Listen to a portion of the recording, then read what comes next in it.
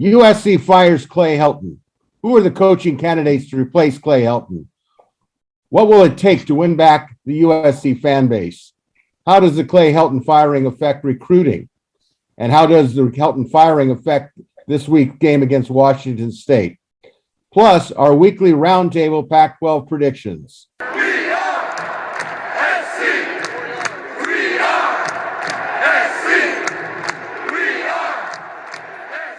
Hi, everybody. My name is Greg Katz, and welcome to the Inside the Trojans Huddle, week number 3.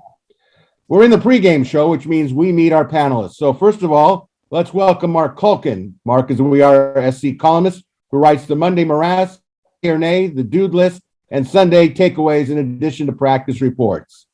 We have Chris Arledge, former William Jewell College DB and team captain, and WeAreSC columnist who writes the very popular column Musings with Arledge.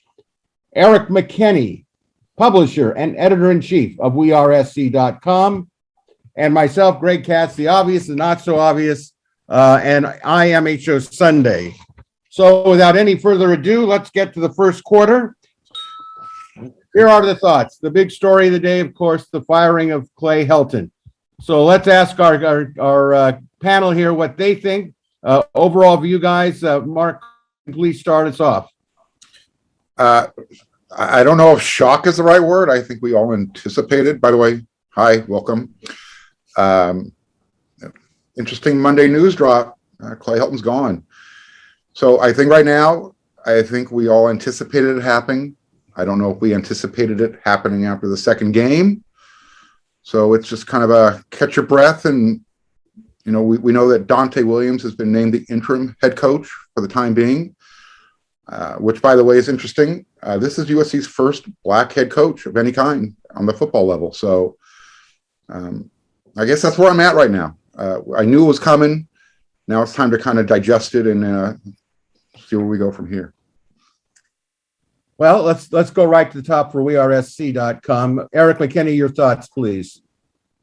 Yeah, I'm again. This was always a when, not if situation in terms of would Clay Helton be, the USC head coach in 2022, and so the thought was, yeah, at some point between now and the calendar flip, you're more than likely going to be looking for a new head coach. I think this is a very strong statement from Mike Bohn to do this after game 2 and clearly to come into the season with this as the plan, with the plan being, hey, if there's an early stumble, we're going right then. And we're making that move. This has not been an athletic department, a specifically football athletic department that has made quick, decisive, strong moves over the last, I don't know, how many years do you want to go back? And so I think that is a positive from this, where yes, we're making a move. We've got Dante Williams in place. No, that's probably not, your long-term answer, but I'm with Marc. If you want to see anybody do that, it's Dante. I think he has a chance to really kind of, as much as you can galvanize a team coming off that kind of performance and changing a head coach at this point, I'm excited to see what Dante Williams can do, given a chance here for the rest of the season. So again, it was always a when, not if. We got our answer on Monday, and now time to turn the page and look forward. Chris, how do you feel about it? Well, you know how I feel about it. Let me say first that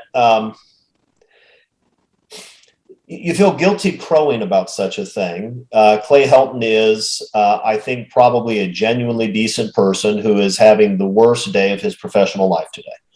Probably helps that he has $20 million in the bank, but still, that's a tough thing. But look, the reality is this should have happened a long time ago. It had to happen. The program was floundering. It wasn't going to get any better. To say that Clay Helton was in over his head is an understatement. He was standing at the bottom of the Marianas Trench, and there was no hope. So for anybody who loves USC football, this is a very good day. And even the players who love Clay Helton, it's a good day for them too. Because now we have a chance to actually put somebody in place who can help develop them, who can help prepare them, who can give them the careers that they wanted to have when they showed up at USC, instead of the nonsense that we've seen so often, including last Saturday night. So this is a very, very good day for USC football and a very bad day for the rest of the Pac-12, I think. Well, I'm going to chime in and say it was a long time in coming. It should have happened after the Holiday Bowl disaster against Iowa. The reasons for Carol Folt continuing to support Helton, I understand he's a great guy. He is a good guy. He was always very cordial with all of the media. I think Mike Bohn was taking marching orders from her. I don't think he decided to be the AD at USC with the idea that he would not be hiring a new football coach. I think that Helton was the right person at the right time when he was named the interim coach, in my opinion. He was not the long-term fix. He proved that. I knew that his days were numbered. Whenever Bill Plaschke writes something for the LA Times and says, you need to be removed immediately, I think part of it is his opinion. Part of it is he's getting this from the very top of USC. I have no doubt about it. I think that when you have the LA Times, you have the local media on television, everybody's in arms about it. What should have taken place a long time ago finally took place. And I couldn't agree more with you, Chris. Everything you said was spot on. In fact, all of you, there's nothing to say that I disagreed with anything. It's a new day. It's a new beginning. But I think personally, firing Clay Helton was the easiest part of the task because it was a matter of not if, but when. Okay, it happened after the Stanford loss. It was a convincing loss. It was a convincing disgrace, embarrassment, call it what you want. But now we have to turn to where are we going in the future? So with that in mind, we go to the second quarter, which asks the question to all of you, who are the candidates in your mind that you think are legitimate and who you would like to see as the considered strongly for the next USC football head coach? We'll go in reverse order a little bit. So Chris, why don't you start us off? Well, look, a lot of us a couple of years ago were thinking that Urban Meyer was the right guy at the right time. And had they hired Urban, USC would be in the playoff just about every year. That ship has sailed. But I think there's some good candidates out there. Chris Peterson is a promising candidate. I don't know if Peterson wants to coach again, but he clearly wants to work. He's sitting in the studio right now. He's a guy who knows Southern California recruiting very well. He is an excellent football coach based on both of his stints at Boise State and Washington. And he's a guy who you could hire without waiting till the end of the season. Doesn't mean he would coach this year, but you could hire him. You could announce him. He could start to recruit and do other things.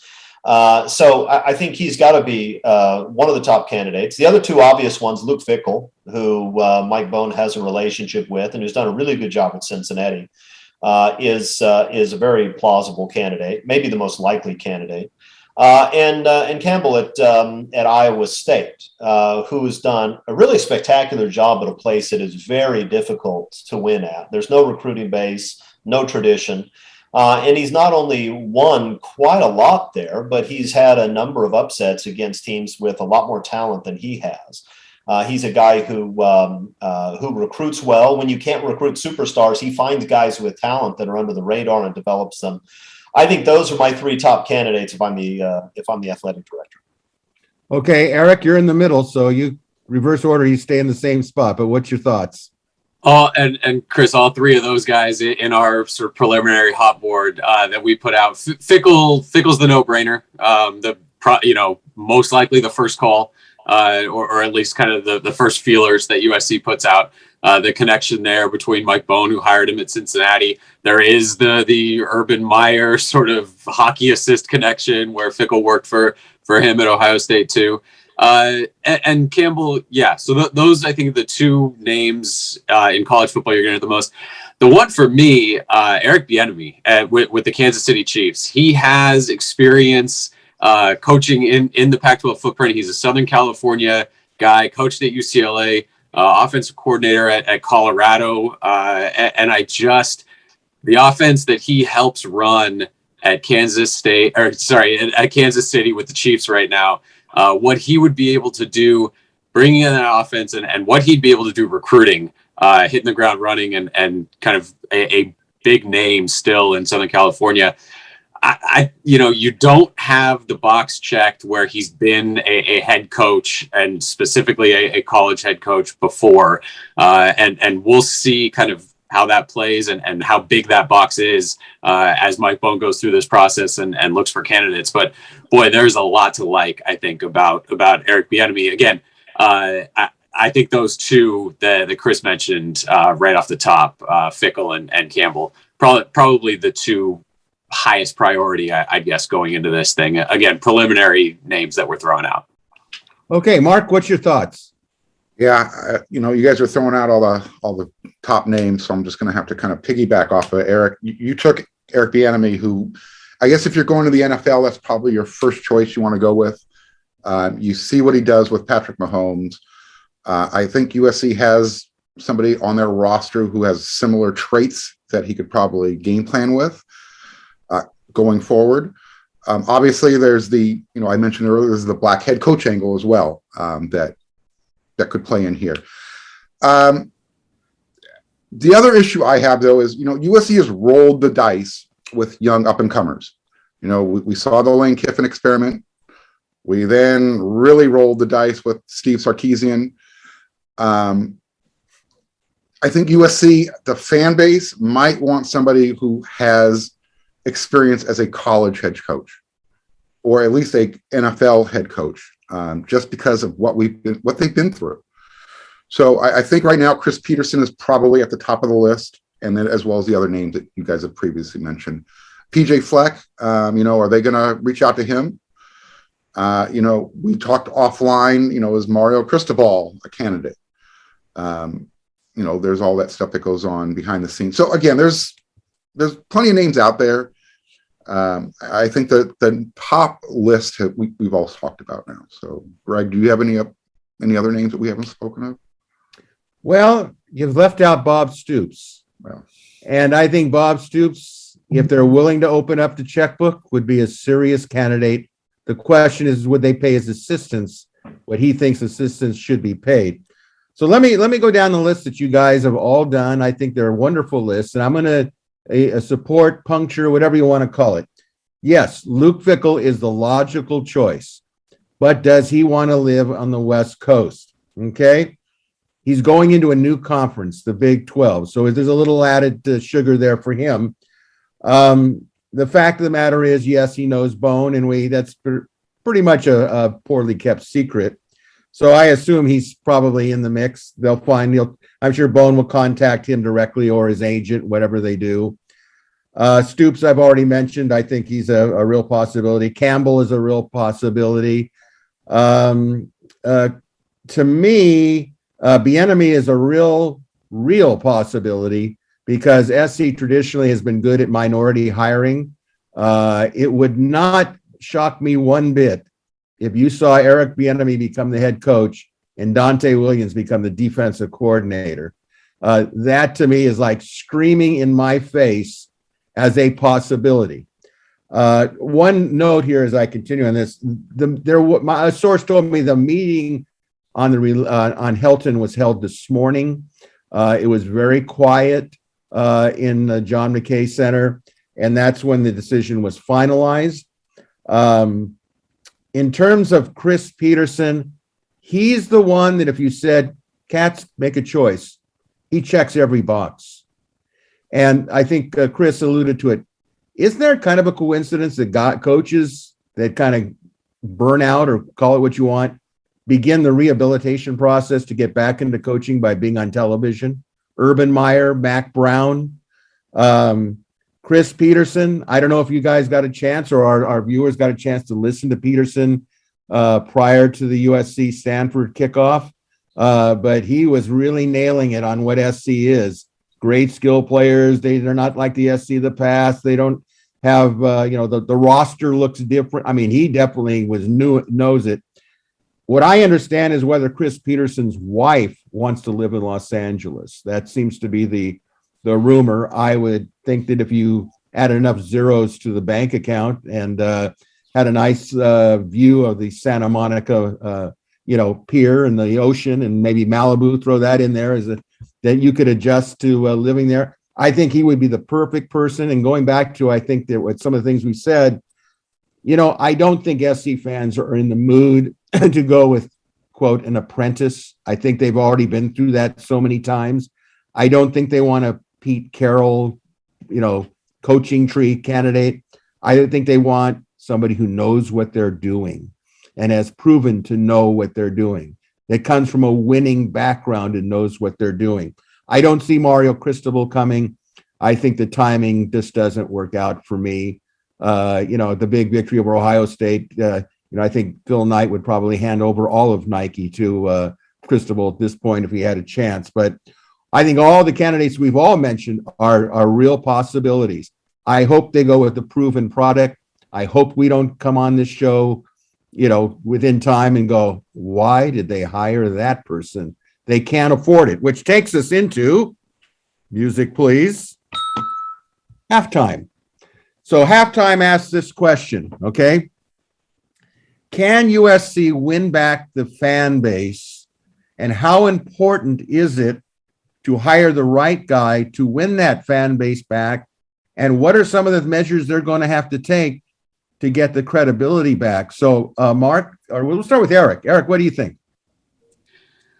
Yeah, I've always said when USC is not doing well in the Pac-12, when they're not winning, conference championships, or when Oregon is kind of on the run right now, it has so much more to do with what USC is not doing than with what the other programs are doing. USC always, can tip the scale to its favor by making good decisions. So yeah, the fans are one coaching hire away from coming back. This season, it could get interesting. Now all of a sudden, you've got that Oregon State game at 7:30 at night in a couple weeks, and that could be, pretty empty in the Coliseum. But no, you can make the right hire. And again, I think Mike Bohn shows that they're serious about doing this. As soon as he had a chance this season, he jumped on it and did it. When he talks about, hey, we're going to do a national search, we're going to go out and get the best guy for this job, I think he's serious about that. So, I guess you trust that I guess at this point you're hoping that it's going to happen. I mean, based on all the previous decisions and kind of the string of coaches who have come in, boy, it's been a long time since anybody said, yeah, you nailed it. But the coaches that came in on the defensive side of the ball, I think when they were coming in, you checked off, yeah, that looks good. That looks good. That looks good. If that kind of continues and you can make that call there at head coach. No, I think the fans in LA like a winner. They like a fun team, a fun program, and that comes from winning. I don't think you have to be, showy and that kind of stuff. I think USC is always just one hire away from turning around and bringing fans and excitement and that passion back. Chris? Yeah, Erik's right. I mean, you hire the right guy, you win football games, and the Coliseum will be filled, and people will be excited, and Hollywood stars will start coming to the games again. USC football is a draw, but USC football has to win. I mean, if the Lakers are losing, then the Staples Center isn't full either, and for good reason, because in LA we don't tolerate that. In LA we simply don't tolerate losing, and if you're going to lose, if you're going to be boring, then we'll stay away. Not all of us. Some of us still follow the team, as painful as it gets sometimes. But if they hire the right person, then yes, we're back. And it's not going to take long, especially with the transfer portal the way it is. You can restock in a hurry. All right, Mark, your thoughts. Yeah, I mean, both Erik and Chris, they're covering it. It's, number one, LA, it's a fickle town. You have to win. And even when USC is winning, back in the day, the Coliseum was never full, unless it was a big game atmosphere. So the right coach can definitely do it. It's ironically enough, the biggest crowd inside the Coliseum these first two games has been the student section. So, maybe the fans who have been staying away can take the lead from the younger generation that's coming up. because not only is that student section filling up, they're filling up the overflow sections, and not just vertically, but horizontally as well. I think the first game back after Washington State will be interesting, regardless of the start time. I think it's new, so I think you're going to see a decent crowd. Obviously, a win up north will help. Heaven forbid they come home from the Palouse with a loss. But yeah, I think the LA, Chris touched on LA likes excitement. They like winners. So something new is about to happen. It's USC will create a premiere type of event, and with their hype videos or whatever. And I think that they can salvage the crowd this year. And as long as they win, people will continue to trickle back in. They got what they wanted. Helton's gone. So there's no more excuse to say we're not going as long as Helton's the coach. They have no more. Okay, well, my perspective on it is a lot like some of yours. I think USC football is so big in Los Angeles, next to the Dodgers, next to the Lakers, that if they start to win, I really do think for the Oregon State game, and I agree with Erik at 7:30, look, the focus is no longer on Helton. There is the word hope. There is hope. I think our fans, and I don't mind saying our fans, they understand that those players play for USC. I believe they will back the team. I think they will get excited about the team. Look, COVID's going to have a little something to say about it, regardless. But I think that the people will get behind this team. There'll be kind of a sense of a wounded duck. We got to help these guys out. Their attention will not be so much, shall we say, on Helton. He's gone. Although I will say this, I think attention is, and we'll talk about this a little bit later, going to focus on what Dante Williams is going to tell Graham Harrell, what he's going to do and how that's going to change.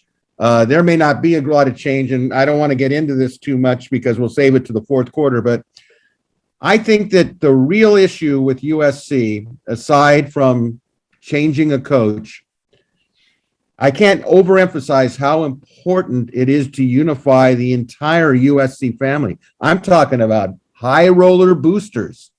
I'm talking about all those support groups that they eliminated, Orange County Trojan Club, all these people that made USC such a unique situation. Can they bring all these people back based on a coaching change? I think it's not only that, they're going to have to show that they can rehabilitate, patch up old angers, and that's not going to be easy. Okay, a lot of people got hurt in this last 5-6 years, a lot of people. And can they win them back? Hopefully a great coaching hire, not a good one, but a great one, will be a big first step in doing it. So let's hope for the best. I think there's good tidings in the future, but it's all going to rest, I do think, on the selection of the football coach. If they select a poor coach or someone they just go, are you kidding me? Then I don't see them recuperating from it. That's why it's so critical that they open up the pocketbook and so on and so forth. So let's head into the third quarter. All right. We know that Helton's gone. We know that there was a solid foundation beginning for recruiting. How does the Helton firing affect recruiting this year and the following year? What do you think, Marc Kulkin? I think it has zero effect. And because? We've all touched on it. Clay is always going to be considered, the gentleman, the nice guy, the father figure, someone who you would trust your own kid to be raised by. But, when you get past all that, all the platitudes, I think, when you talk to people behind the scenes, they recognize it was time for a change. So as long as you have the right assistant coaches in place who know how to recruit, and USC is still USC, to borrow a little bit of Larry Smith, they're always going to be a draw. So I think it's going to be minimal, if any. And again, it's happened so early in the season, and there's still enough time to recover before early signing day. Minimal impact. Because the transfer portal is also available, as Chris talked about earlier. Chris, what do you think? Yeah, it's going to help. I mean, I don't know if it's going to help in the short term. It's obviously going to help in the long term. The top players want to go to a place where they're going to win and where they're going to be developed so they can become first round draft choices. That's what they want. And I think a lot of people understand that Clay Helton was not going to deliver on those two things. And I think a Coliseum that was 1/3 full and most of those people booing was probably not going to help recruiting.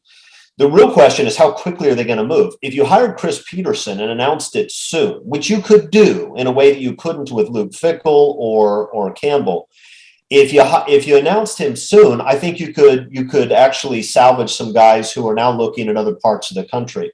I don't know whether they'll do that, but ultimately, are you going to lose some guys? You might, but honestly, what difference does it make? You have to do it.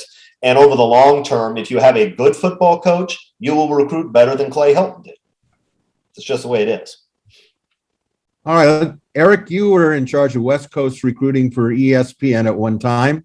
So let's tap into your brain. What do you think? Yeah, it'll be a little bit of a roller coaster kind of thing, and I think it all has to do with sort of periphery outside of Clay Helton.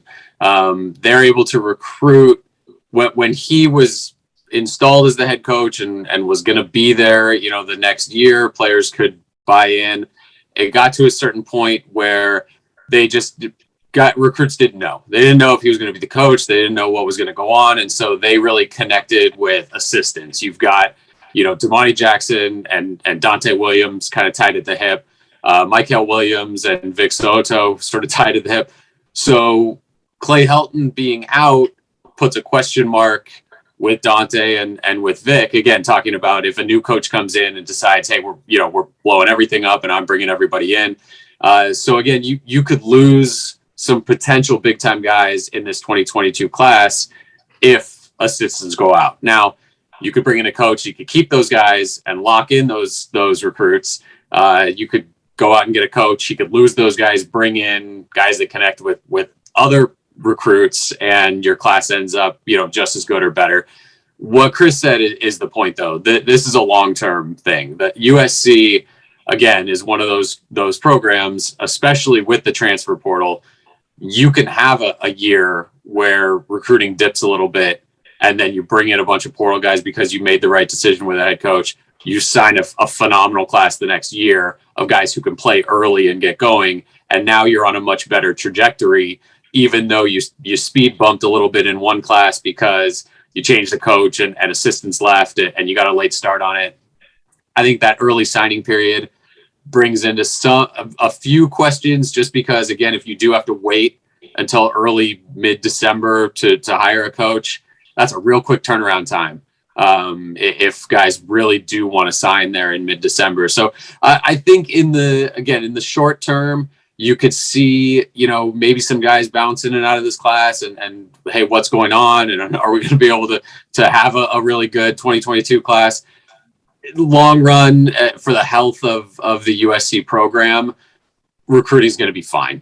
Again, this is all kind of depending on making the right hire, but USC recruits fine. It's always going to be a place that you can recruit to, kind of no matter what you do with the coaches. But no, I see this kind of ultimately the recruits finally being able to say, okay, I'm going to get a long-term answer coming up. I don't have to worry who's my head coach. And that ultimately is a good thing for USC.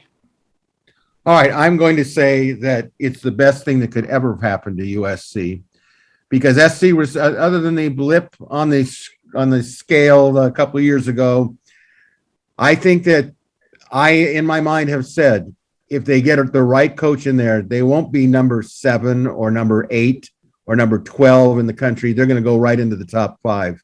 I really believe that. I think the only thing that's prevented them from getting into the top 5 has been the idea of whether Helton is going to be there. He's not going to be there.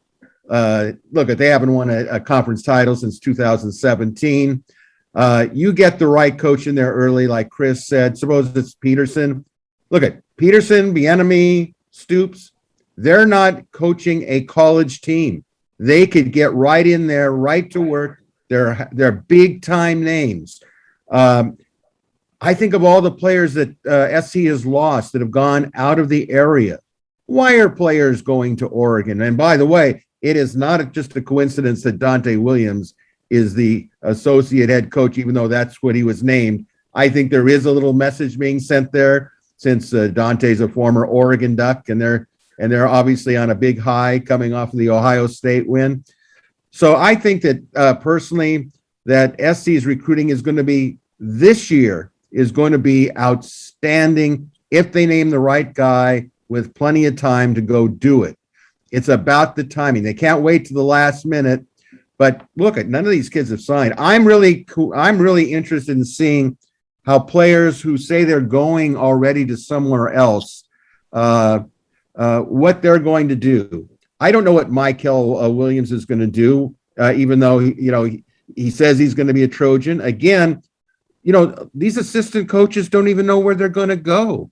There's no assurance that they're going to be a Trojan. How much are they going to put out, knowing they don't know who the head coach is and whether they're going to have a job? But I will say this: you get the right coach in there, the players won't care who the assistant is for the moment. I think if you get a Stoops or you get a Peterson, or even if you get a Bieniemy, they'll hire assistant coaches that will be well known and coaches that I think that won't hurt recruiting. I'm going to put my neck out on the line. I think they're going to have a sensational recruiting year if the administration does it the right way. So I think we all would agree that it's an exciting time for recruiting, and SC's not going to get burned unless they do something really stupid, which we hope doesn't happen. So let's go to the fourth quarter. All right, we do have a game coming up. Okay, we do have a game against Washington State on Saturday, 12:30 our time on Fox. So what do you see the mood of the team is? What changes do you think will be? Your thoughts on Washington State, kind of a buffet of questions here and answers. Mark, what do you think? I'm not sure what the mood is of the team. I'll be able to answer that better tomorrow when I get to go to practice and talk to them and see them and see how they're reacting. I'm going to hope that they're excited for the game. You're asking a question on something that we're still kind of digesting it. These guys found out, I would assume 3 or 4 hours ago, that they have a new head coach. So I'm going to give them a chance to kind of digest it as well. I've already alluded to it. Going up there, winning is got to be number one, because coming home, I can't think of a tougher place to start as an interim head coach or a head coach than on the road, regardless of where you're playing. So I think right now, I guess if I'm going to say what the mood is, it's circle the wagons and it's us versus the world. Your thoughts on Washington State? I didn't get to see what they did to Portland State. I saw the score. They gave up 24 points. They scored 44, if I saw your note correctly. I'm going to anticipate a balanced offense, more of the running game that's been the strength, believe it or not, and hopefully the passing game catches up. I'm going to be very coy. I'm going to play it close to the vest right now. I'm not sure what to expect with this team. I think I will say this. I think there's some eggshells going on. It's very tenuous. After the game, a lot of the players weren't sure what their roles were, because they're doing everything they're asked in practice, and then they're not seeing time on the field during the games. So now, whatever questions they had, they have more questions.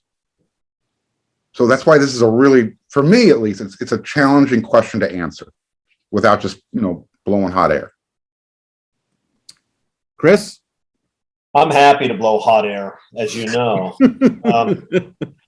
Look, I think this takes all the pressure off in many respects. There was this swirl of negativity around the program. It's been there for years. The players didn't know what was going to happen with Helton.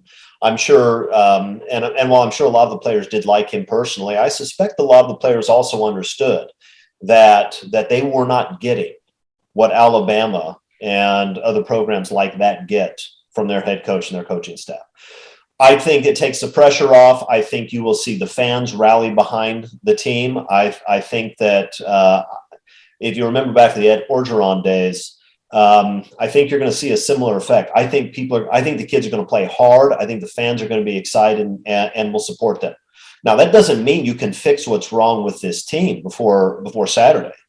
You still have Graham Harrell and his offense. I'd like to think that you won't, but if you fire him in midseason, I don't know who it is you're going to hire to replace him, and you don't have time to install the offense. Now, his offense was installed in 2 days. Maybe you can find someone else who can install a 2-day offense, but I'm not sure we want that. So you're still going to have problems. You're still going to have to fix the discipline issue. You're still going to have to fix the culture. And that takes time. Dante's not going to be able to do that before Saturday, but I think the kids are going to play hard, and they're a lot more talented than Washington State. So they probably go up and thump them, is my guess. Erik, are they going to thump them? You know, I don't know. I'm with Mark in that, in saying I don't have a great read on this team. I don't think this team has a great read on itself. And when you hear coaches saying, and Clay Helton said specifically, I thought this was our best week in practice. I don't know what happened. And you hear players say the same thing. We're not taking what happens in practice and putting it on the field on Saturdays. And that shouldn't be the case. You're hearing a lot of that, the disconnect between this is what we think we're doing, and then these are the results we're getting. I don't know how you just flip a switch and do that. This was an off season where they finally got, a spring ball with the entire staff. They got their summer conditioning, their PRPs, their full fall camp. I really thought coming into this, okay, that would be a big deal for a team that didn't get any of that the previous season. And that would see, that time spent together would give them a real understanding of kind of who they were as a program and going forward. It hasn't been the case when it's come to game time. So the idea that, oh yeah, I know what this team is, I know what they're capable of, that's a little bit out the window. I do think what Chris is saying in terms of just, Drake Jackson kind of said it out after the game. We tune out the booing and we don't want to hear it. Nobody wants to come to USC to play and stand on the sideline and hear that. It wears on you. I understand you try to cancel out the noise. You don't read the media. You don't do any of that stuff. You hear it. You hear it when you're in the stadium and when you're playing. The fact that maybe you can get rid of a little bit of that feeling and have that maybe, fresh breath.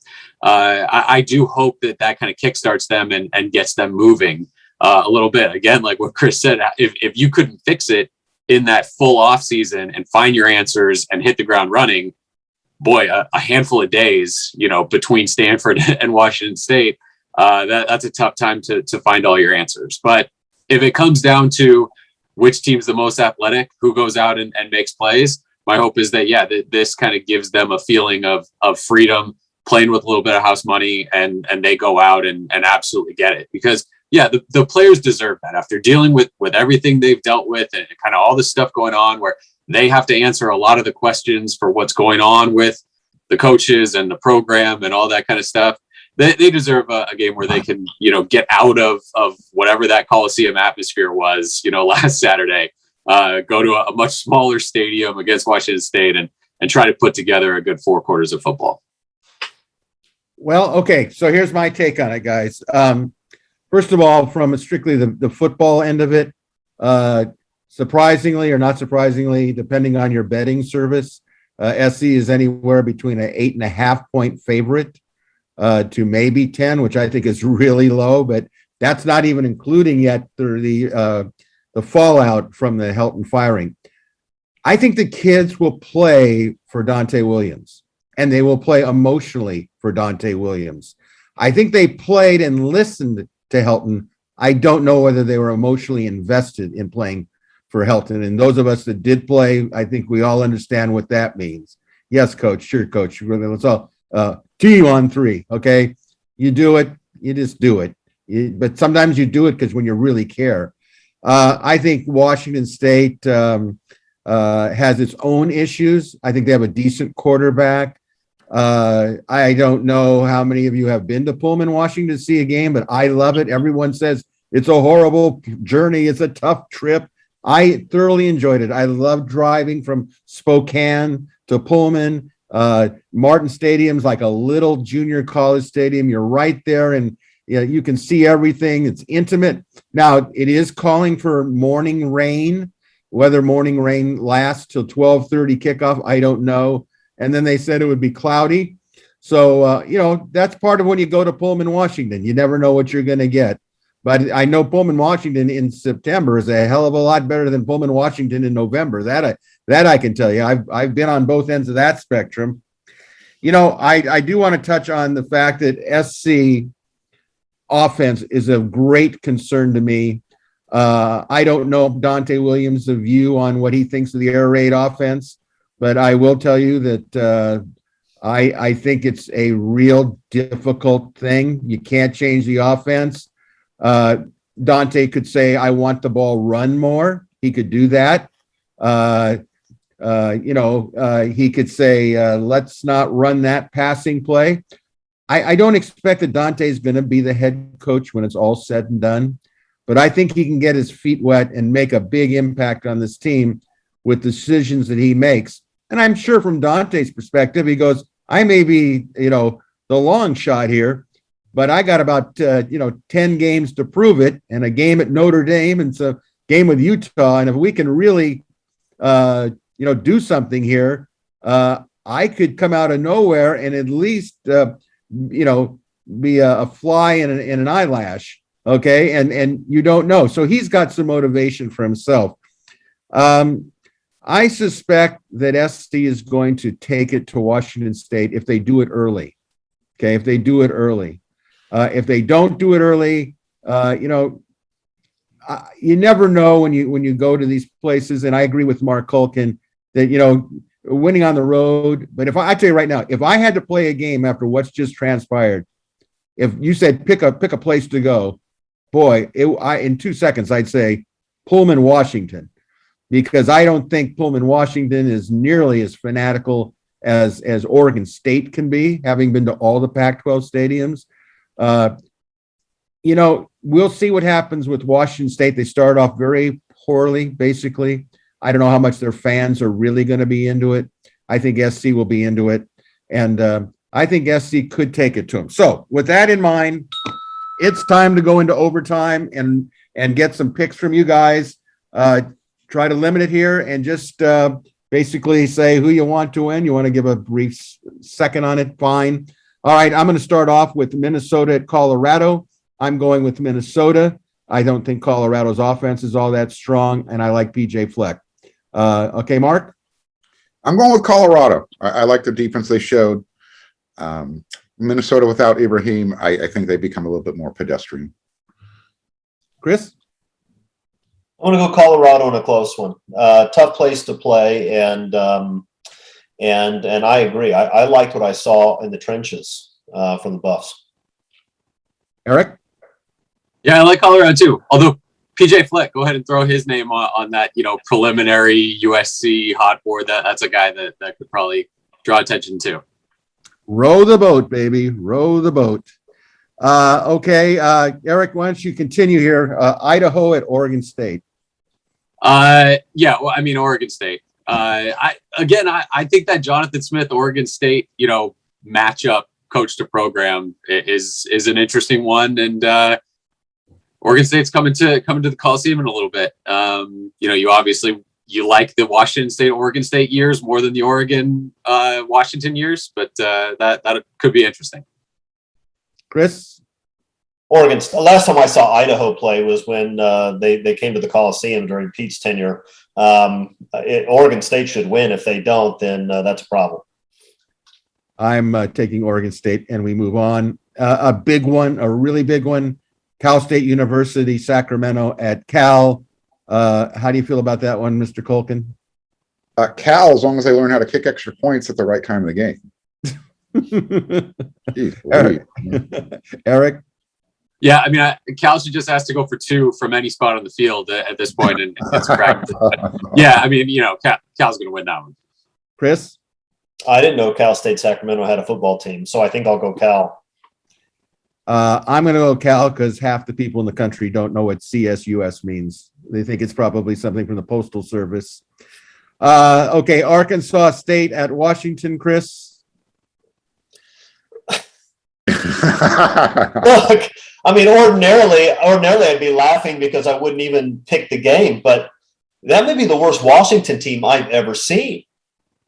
Agree. Do they win the game? They probably do, but they probably have to win it 6-3. I'll go 6-3 Washington. That sounds about right, Eric.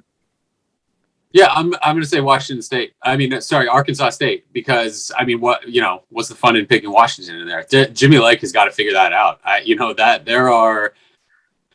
can't imagine Washington fans saw this coming when they were looking at this season. That is not a good program right now. I'm wondering if Jimmy takes the boat to the stadium or if he's, driving to the stadium right now, because, man, talk about bad. I'm going Arky State. Wow. Kudos to you for pulling that one out. It's sad to say that probably the worst thing that happened to Jimmy Lake was that Clay Helton got fired, because now all the attention will turn to the Space Needle and Mount Rainier and Jimmy Lake, and okay, you're next. Take a seat. But I'll take Washington. If Washington is this bad, they deserve to lose to Arkansas State, I guess. Mark, how about Utah at San Diego State? So I didn't see either of their games, but I understand that Utah lost to BYU and San Diego State beat Arizona. So common sense says San Diego State. All right. Eric, is that common sense? Yeah, I think so. I mean, I was a little bit surprised that Utah kind of looked like that. I thought, Utah has lived in the transfer portal so much. And so maybe some of that, non-continuity with some of the players that they rely on is catching up to them a little bit. But San Diego State's one of those programs that kind of, they know who they are. They know what they want to do. I think Utah's going to get tested. Chris. Yeah, tough game. I'm going to go with Utah. I think Utah is still well coached. I think they'll figure it out, and I think they'll win a title. San Diego State's a good team. BYU is a good team, by the way. Utah, it didn't shock me that they lost it at BYU. I have kind of conflicted thoughts about this one. I'm going to take Utah because it's the Pac-12. But since the game isn't being played at Rice-Eccles Stadium, I suppose it's a possibility that San Diego State could really get up for this one. They got a lot to gain and nothing to lose. So I'm still going to go with Utah, but it's a shaky Utah. Now, here's one you've all been waiting for, of course, and it'll take a great deal of thought. Stony Brook at Oregon. Eric, I think you're the best man to start this one off with. I think Oregon probably in that one. Although I do think that we should keep throwing Mario Cristobal's name out as a potential USC head coach, both because like I said, that there have been sort of whispers going back a little bit of hey, potentially, but also just to make him keep answering questions and potentially throw off any kind of rhythm that program has and just kind of put it in general disarray with lobbing that stuff at the Ducks. Mark? Yeah, I don't know why we're even talking about this game, but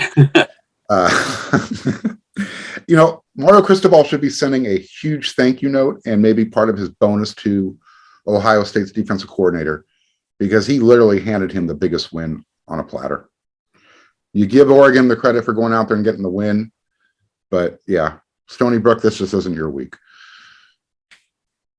Is it not they're going to be their week, Chris? It's hard to imagine that it will be their week, but I think actually Cristobal should be sending his money to Pat Hayden and Lynn Swann, because you cannot succeed at Oregon unless USC completely and utterly self-destructs, and we did. But we're coming for those guys now, and I can't wait till it happens. I hate them so much. Go Stony Brook. Wow. Okay. I'm just going to say Oregon. We'll leave it at that. I think it's a waste of time. Stanford at Vanderbilt is kind of intriguing with this Stanford team. What are we going to get from the Cardinal? Chris, what do you think? Stanford's going to be all right. I don't. I think the young quarterback is going to continue to get better. I think they're going to play with some confidence. And look, Vanderbilt's a mess. Stanford wins that game by 2 touchdowns. All right. What do you think there, Erik? I mean, it would be kind of the most USC thing of the last little bit if Stanford just got blown out by Vanderbilt. But no, I think Stanford will be fine. I don't think Vanderbilt's very good. That's a Stanford win. Mark? Yeah, Stanford will win. It's the battle of the IQ, so we'll go. Well, I don't like teams whose last names are Commodores. I think that's who they are, right? Aren't they the Commodores? Yeah. So just based on that, I have to go with Stanford. I think Stanford's in a unique situation. I think this is really going to say what they're all about. Did they play the game of the year against USC? I don't know. But I will say this, it'll be a good test for Stanford on the road heading back there. All right, here's another winner. Northern Arizona at Arizona. What do you think about that one, Chris? I think Northern Arizona will win. I don't think Arizona can beat anybody. Erik, can they beat anybody?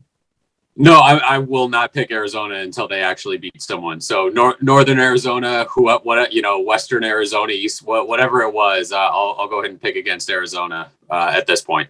Okay, Mark, what say ye? Yeah, I'm going to give Arizona the benefit of the doubt that they get over the hump this weekend. Wow. They'll beat the Lumberjacks. What a nice guy. Well, I'll tell you what, I think my dream matchup would have been Stony Brook at Arizona or a bowl game of such, but that's not going to happen.